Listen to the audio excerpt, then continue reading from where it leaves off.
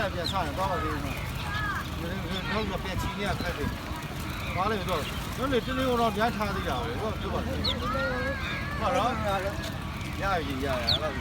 ဗီဒီယိုလေးနည်းနည်းတော့ညားထားသေးတာပဲနော်တော့ဟောထွက်ကြလေ